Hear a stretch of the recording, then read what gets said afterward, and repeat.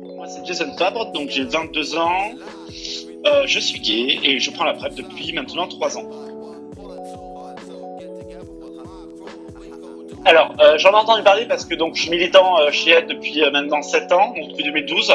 Et pour mon cas personnel, c'était plus en fait dans une optique où j'en avais marre d'avoir peur en fait quand une capote craquait, voilà, quand je prenais des risques, j'en avais marre d'avoir peur et de devoir faire des traitements d'urgence à répétition.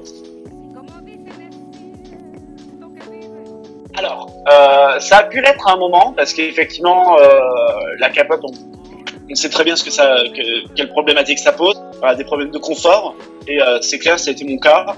Donc effectivement, j'ai mis un peu de côté de la capote, mais ça m'empêche pas de toujours la garder sous le coude pour faire une prévention combinée. Alors quand on veut commencer à la prendre, il suffit de prendre rendez-vous soit avec une association directement, par exemple Aide, pour pouvoir en discuter, pour pouvoir avoir un point de vue dessus. Mais après, une orientation vers un centre de santé sexuelle, donc que ce soit un CGID, un centre de maladies infectieuses et tropicales.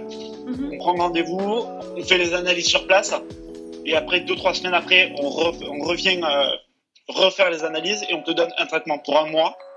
Et après, tu reviens le mois suivant pour voir comment ça marche, s'il n'y a pas d'effet secondaire, s'il n'y a pas de contre-indication.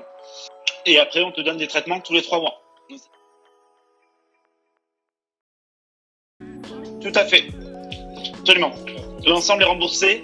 L'accompagnement communautaire avec est remboursé. L'accompagnement médical, il est aussi. En fait, le but en fait de la PrEP aujourd'hui, c'est que chacun ait sa prévention à elle-même.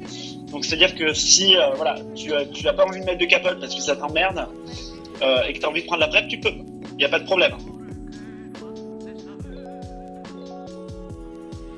À part ce qui relève de la fonction rénale, s'il n'y a pas de problème de rein à la base, s'il n'y a pas de problème annexe, il n'y a pas de souci. Il faudra juste... On a à peu près 15 à 20 ans. Jusqu'avant, le Truvada était utilisé en curatif, donc il était utilisé dans l'électrothérapie pour les personnes séropositives, et on a un recul sur 15 ou 20 ans. Maintenant, c'est la première fois dans la médecine moderne où on utilise du curatif pour faire du préventif.